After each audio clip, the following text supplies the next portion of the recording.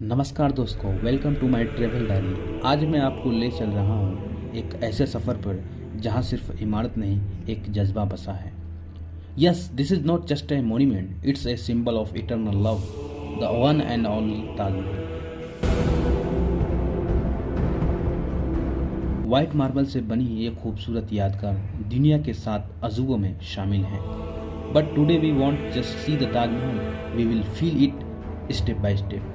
Entry gate से लेकर के यमुना के किनारे तक हर एक कोना, हर एक नक्श, हर एक कहानी मैं आपके साथ शेयर करने वाला हूँ। So tighten your seat belt of emotions. Camera ready है, मैं रेडी हूँ, और चलिए इस मोहब्बत की मिसाल को एक नई नज़र से देखते हैं। ताजमहल को एंट्री करने के लिए 3 गेट है, western gate, southern gate and east gate. तो सबसे पहले मैं जो आज एंट्री करने वाला हूँ वो है वेस्टर्न गेट, और ये जो गेट है सबसे पॉपुलर गेट है, और सबसे ज़्यादा जो एंट्री जो होती है फॉरेनर्स का हुआ या फिर कोई इंडियंस हुआ, इसी गेट से एंट्री करते हैं। मेजर क्राउडिंग जो इसी गेट में होते हैं। अगर आप ताजमहल विजिट कर रहे हैं, कोशिश कीजिए कि मॉर्निंग पे विजिट करें, क्योंकि मॉर्निंग में जब आप विजिट करेंगे तो आसानी से सब चीज़ें आपको अवेलेबल रहेगी। शूटिंग के लिए भी अच्छा रहता है।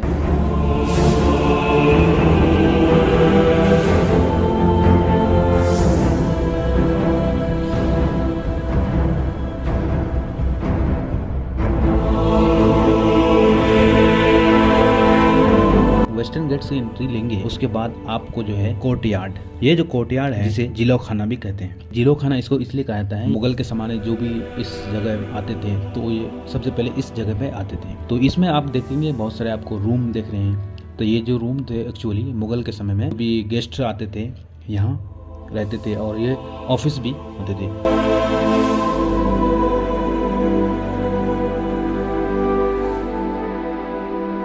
जब आप इस कोर्टयार्ड को घूम लेंगे, जिलो खाना को, तो उसके बाद जो होते हैं आपको ग्रेट गेट, जिसे मैसिव रेड स्टोन से बना गया है, ये सबसे बड़ा गेट है। अब इस गेट से जैसे आप अंदर जाएंगे तो आपका ताजमहल का सबसे परफेक्ट व्यू आपको देखने को मिलेगा। सिमेट्रिकली हर एक एंगल से ताजमहल आपको इक्वल नजर आएगा। ताजमहल का सबसे फर्स्ट व्यू आप जो देखेंगे इसी गेट की एंट्री के बाद ही देखेंगे। और इस गेट में अगर आप बारीकी से ऑब्जर्व करेंगे, कुरान का कैलीग्राफी किया गया है। कुरान जो इस्लामी मजहब का एक पवित्र बुक है, उसी से ये कैलीग्राफी या डिज़ाइन किया गया है।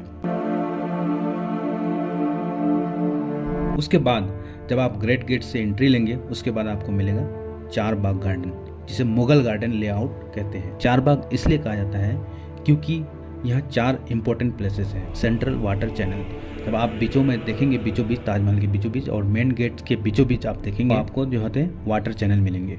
फिर उसके बाद फाउंटेन एक मिलेगा। फाउंटेन्स बहुत सारे आपको देखेंगे, बगल में पौधे दिखेंगे लंबे लंबे, बहुत ही सुंदर, जो ताजमहल को आकर्षित देता है। फिर उसके बाद पाथवे देखेंगे, नॉर्थ साउथ वाला और ईस्ट वेस्ट वाला।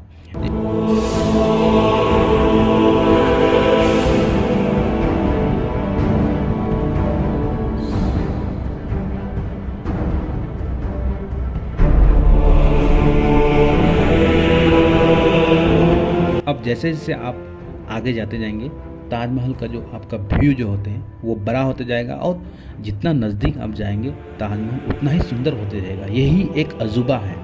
मैंने यहाँ जब आया था तो जैसे मैं आगे बढ़ा मेन गेट से, तो ये नेचुरली इसकी जो सुंदरता जो होती है, ब्यूटीफाई बढ़ते जा रहा था। इसलिए शाहजहाँ ने इसको जो बनाया है ना, वाकई ये चीज़ देखने की चीज़ है। अगर आप इस जगह पे कभी नहीं आए हैं तो एक बार आप लाइफ में टाइम निकल के ज़रूर आइए, इस जगह को विज़िट ज़रूर कीजिए।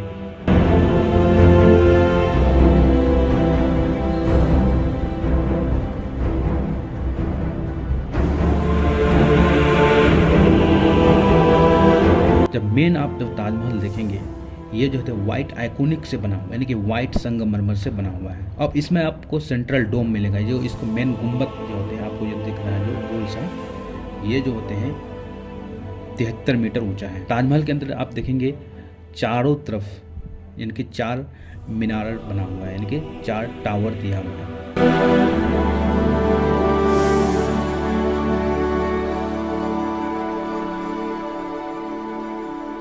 और उसके जब अंदर आप जाएंगे तो ये जो रहेगा यहाँ पे मुमताज़ महल और शाहजहाँ का मकबरा है, जो कि फॉल्स है। वह मकबरा रियल में नहीं है। रियल मकबरा जो होते हैं जिसकी एंट्री अभी बंद कर दी गई, सिर्फ दिखाया गया है कि यहाँ शाहजहाँ और मुमताज़ महल की कब्र है, लेकिन असल में वो इसकी नीचे दफन किया हुआ है।